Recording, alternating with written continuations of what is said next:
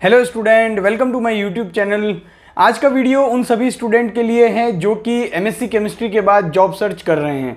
मैंने अपने YouTube channel की कम्युनिटी टैब में एक पोल किया था कि आप अभी क्या कर रहे हैं। तो मोस्ट ऑफ द जो स्टूडेंट हैं जो कि मेरे चैनल पर जुड़े हुए हैं वो अभी जॉब के लिए सर्च कर रहे हैं, और इसीलिए मैं ये वीडियो बना रहा हूँ क्योंकि इस वीडियो में जो टिप्स आपके साथ शेयर करने वाला हूँ ये डेफिनेटली आपकी जॉब सर्च में कहीं ना कहीं आपको हेल्प करेगी। मैं ऐसा बिल्कुल नहीं कह रहा कि इन टिप्स को फॉलो करने के बाद 100% आपको जॉब मिल ही जाएगी, लेकिन अगर आप इन टिप्स को फॉलो करते हैं तो आपकी जॉब सर्च आसान होगी।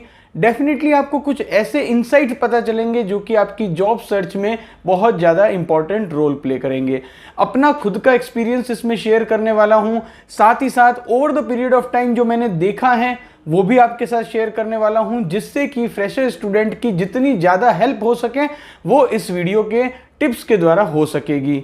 फ्रेंड्स, एमएससी केमिस्ट्री के बाद जब हम जॉब सर्च करते हैं तो मोस्ट ऑफ द स्टूडेंट के साथ जो प्रॉब्लम आती है वो ये होती है कि कैंपस प्लेसमेंट उनका होता नहीं है, क्योंकि हम सभी जानते हैं कि कैंपस प्लेसमेंट केवल जो चुनिंदा कॉलेज होते हैं उन्हीं में होता है, और वहाँ पर भी सभी का कैंपस प्लेसमेंट कभी नहीं होता है। जो कुछ बच्चे हैं उनका तो कैंपस प्लेसमेंट हो जाता है, लेकिन कुछ बच्चों को तो खुद से ही जॉब सर्च करना पड़ता है। और इसके अलावा जितने भी जो दूसरे कॉलेजेस हैं और यूनिवर्सिटी के जो डिपार्टमेंट भी है वहाँ पर स्टूडेंट को अपनी जॉब सर्च खुद ही करनी पड़ती है।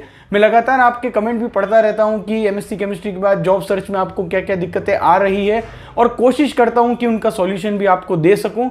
तो फ्रेंड्स, जब आप एमएससी केमिस्ट्री के बाद जॉब सर्च करते हैं तो कुछ ऐसी बातें होती है जिनका आपको ध्यान रखना होता है जब आप इंटरव्यू देने के लिए जाते हैं। क्योंकि इंटरव्यू के लिए आपको कॉल कैसे आएगा, आपको जॉब सर्च कैसे करनी है, इसके बारे में तो मैंने कई सारे वीडियो बनाए हैं, लेकिन जब आपको इंटरव्यू के लिए कॉल आ जाता है उसके बाद इंटरव्यू की प्रिपरेशन के दौरान कौन कौन सी बातों का आपको ध्यान रखना चाहिए, कौन कौन से ऐसे इंपॉर्टेंट पॉइंट है जिन पर कि आपको फोकस करना चाहिए, उसी पर आज इस वीडियो में हम बात करने वाले हैं। सबसे पहली बात, आप खुद ये सोचिए कि आप एक एमएससी केमिस्ट्री फ्रेशर हैं और किसी भी कंपनी में जॉब के लिए जा रहे हैं, तो आपसे क्या पूछा जा सकता है। आपसे कोई ये तो नहीं पूछेगा कि आपका इंडस्ट्रियल एक्सपीरियंस क्या है, क्योंकि ऑब्वियसली आप एक फ्रेशर हैं। ये बात मैं इसलिए कह रहा हूं क्योंकि इससे आपको पता चलेगा कि आपको इंटरव्यू की प्रिपरेशन किस एंगल से करनी है। यहाँ पर मोस्ट ऑफ द जो इंटरव्यूअर्स होते हैं वो ये जानते हैं कि आप एक एमएससी केमिस्ट्री फ्रेशर हैं, तो आपसे उनकी एक्सपेक्टेशन सिर्फ और सिर्फ इतनी रहेगी कि आप जस्ट अभी एमएससी केमिस्ट्री पास आउट होकर आए हैं तो आपका थ्योरेटिकल नॉलेज अच्छा हो। अब यहाँ पर बहुत सारे स्टूडेंट ऐसे होते हैं कि जब एमएससी केमिस्ट्री के एग्जाम हो गए उसके बाद सारी की सारी केमिस्ट्री भी उनसे क्या हो जाती है, इवोपोरेट हो जाती है। यानी कि सब्जेक्ट के रेगुलर टच में न रहने की वजह से एमएससी केमिस्ट्री और पीछे बीएससी केमिस्ट्री में जो जो पढ़ा है सब कुछ क्या होता है, भूल जाते हैं, और इस वजह से इंटरव्यू के दौरान बहुत ही बैड इंप्रेशन होता है, जिसकी वजह से सिलेक्शन नहीं हो पाता। तो अगर आप भी एक एमएससी केमिस्ट्री फ्रेशर हैं, जॉब के लिए सर्च कर रहे हैं, तो ये कोशिश कीजिए कि केमिस्ट्री के जो फंडामेंटल्स हैं, केमिस्ट्री के जो बेसिक कंसेप्ट हैं, साथ ही साथ एमएससी केमिस्ट्री के दौरान प्रैक्टिकल्स में आपने जो जो पढ़ा है उनका थ्योरेटिकल कॉन्सेप्ट है, एमएससी केमिस्ट्री की स्टडी के दौरान जो इंपॉर्टेंट टॉपिक्स हैं उन सभी का बेसिक नॉलेज तो एटलीस्ट आपके पास होना चाहिए। कोई भी आपसे कुछ ऐसा वहाँ पर पेन और पेपर लेकर लिखवाने वाला नहीं है, लेकिन एटलीस्ट जो बेसिक पॉइंट हैं वो तो आपको पता होने चाहिए। ये पॉइंट पर ज़्यादा फोकस इसलिए कर रहा हूँ क्योंकि बहुत सारे स्टूडेंट के साथ ये एक नेगेटिव पॉइंट हो जाता है कि उन्हें एमएससी केमिस्ट्री, बीएससी केमिस्ट्री, इन सभी के बेसिक फंडामेंटल तो भूल जाते हैं।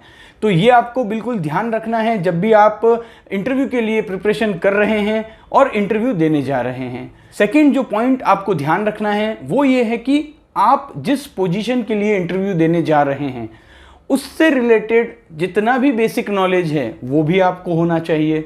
अब यहाँ पर एग्जाम्पल के तौर पर आप अगर एक सिंथेसिस आरएनडी में इंटरव्यू के लिए जा रहे हैं तो ऑर्गेनिक सिंथेसिस होती क्या है, ऑर्गेनिक सिंथेसिस से जुड़े हुए केमिस्ट्री के कौन कौन से टॉपिक हैं, जैसे कि organic name reaction, mechanism, reagent, GOC, aromaticity, इन सभी पर आपकी कमांड अच्छी होनी चाहिए। वैसे ही अगर आप एक analytical research and development lab के लिए इंटरव्यू देने जा रहे हैं तो आपको एनालिटिकल केमिस्ट्री के जो बेसिक फंडामेंटल्स हैं उनके बारे में बेसिक कॉन्सेप्ट आपके क्लियर होने चाहिए। वैसे ही आप जिस पोजीशन के लिए इंटरव्यू देने जा रहे हैं उससे रिलेटेड जितना भी बेसिक केमिस्ट्री का नॉलेज है वो आपके पास होना चाहिए, क्योंकि आपको वहां से इंटरव्यू में क्वेश्चन जरूर मिलेंगे। तो ये आपको ध्यान रखना है। देखिए फ्रेंड्स, होता क्या है कि हर इंटरव्यूअर का माइंडसेट अलग होता है। वो कैसे क्वेश्चन पूछेगा ये कहीं पर भी किसी बुक में लिखा हुआ नहीं है। लेकिन आप देखिए कि जिस पोजीशन के लिए आपका इंटरव्यू लिया जा रहा है, तो उससे रिलेटेड जितना भी बेसिक केमिस्ट्री का नॉलेज है वो तो जरूर चेक किया जाएगा। तो वहां पर आपकी प्रिपरेशन स्ट्रांग होनी चाहिए। तो ये 2 पॉइंट आई थिंक आपको समझ में आ चुके होंगे। बहुत सारे बच्चे यहां पर सोच रहे होंगे कि हमें किस पोजीशन के लिए इंटरव्यू के लिए कॉल आया है, ये हमें कैसे पता चलेगा। तो देखिए, जब भी आपको इंटरव्यू के लिए ईमेल आएगा एचआर की तरफ से, या फिर अगर आपका कहीं कैंपस प्लेसमेंट हो रहा है या कहीं से भी आपको कॉल आया है इंटरव्यू के लिए, तो वहां पर जो जॉब डिस्क्रिप्शन है उसे पढ़कर आप ये पता लगा सकते हैं, आपका जो डेजिग्नेशन आपको मिलने वाला है उससे पढ़कर आप पता लगा सकते हैं कि आपका किस प्रोफाइल के लिए सीवी शॉर्टलिस्ट हुआ है और आपका इंटरव्यू किस पोजीशन के लिए होने वाला है। अगर आपको इसमें जरा सा भी कोई डाउट हो, कंफ्यूजन हो, तो आप अपने एचआर से, जहां से आपको ईमेल आता है, उनसे भी आप कंफर्म कर सकते हैं कि मेरा जो इंटरव्यू है वो किस पोजीशन के लिए हो रहा है। इससे आपको क्लैरिटी मिल जाएगी और ये आपको हेल्प करेगा इंटरव्यू के लिए अच्छे से प्रिपेयर होने में। तो ये 2 पॉइंट आई थिंक अच्छे से आपको समझ में आ गए होंगे और इनकी इंपॉर्टेंस भी आपको पता चल गई होगी। अब जो तीसरा पॉइंट है वो भी काफ़ी ज़्यादा इंपॉर्टेंट है और कई सारे बच्चे मुझे बताते हैं कि इससे रिलेटेड भी क्वेश्चंस इंटरव्यू में पूछे जा रहे हैं। जो तीसरा पॉइंट है वो है कि जिस कंपनी में आपका इंटरव्यू के लिए सिलेक्शन हुआ है, उस कंपनी से रिलेटेड जितना भी बेसिक फंडामेंटल्स हैं वो आपको पता होने चाहिए। नंबर 1 पॉइंट है उसमें कि कंपनी क्या करती है, कंपनी का बिजनेस कौन कौन से सेक्टर्स में है, कंपनी के कौन कौन से टॉप प्रोडक्ट हैं। अगर वो कोई फार्मास्यूटिकल कंपनी है तो वो कौन कौन से एपीआईज पर काम करती है, उनके प्लांट कहाँ कहाँ पर हैं, उनका प्लांट कौन कौन सी जो रेगुलेटरी बॉडीज़ हैं उनसे अप्रूव्ड हैं। ये सारी जो बेसिक फंडामेंटल नॉलेज है जो कि आपको किसी भी कंपनी की वेबसाइट पर इजीली मिल जाएगी, ये भी आपको पता होना चाहिए। ऐसा नहीं होना चाहिए कि आप किसी कंपनी में इंटरव्यू के लिए जा रहे हैं और आपको उस कंपनी के बारे में बिल्कुल पता ही नहीं है, सिर्फ ये पता है कि इस कंपनी का नाम क्या है। तो ये थोड़ा सा ऐसा दर्शाता है कि आप जो है वो क्यूरियस नहीं हैं। तो आपको हमेशा कुछ पॉइंट जो है वो कंपनी के बारे में पता कर लेने हैं। इजीली आप ये कंपनी की वेबसाइट पर इंफॉर्मेशन पता कर पाएंगे। आई थिंक ये कुछ ऐसे पॉइंट्स थे जो कि आपके लिए हेल्पफुल रहेंगे अगर आप एक केमिस्ट्री इंटरव्यू के लिए प्रिपरेशन कर रहे हैं। साथ ही साथ आपको ये जरूर ध्यान रखना है फ्रेंड्स कि जब भी आप इंटरव्यू के लिए जाते हैं तो आप अपने सीवी में भी अगर कुछ मेंशन करते हैं तो उसके बारे में भी आपको एक बेसिक आइडिया होना चाहिए। जो भी हॉबीज़ आप अपनी सीवी में लिख रहे हैं और अपने सब्जेक्ट स्पेशलाइजेशन के बारे में भी आप जो पॉइंट्स लिख रहे हैं, सारे पॉइंट्स आपके माइंड में एकदम क्लियर होने चाहिए। तो यही कुछ पॉइंट्स थे जो कि एक फ्रेशर स्टूडेंट कई बार लैक करता है। आप अगर जॉब इंटरव्यू के लिए जा रहे हैं तो इन पॉइंट्स को ध्यान में रखकर अपने जॉब में सेलेक्ट होने के चांसेस को इंक्रीज कर सकते हैं।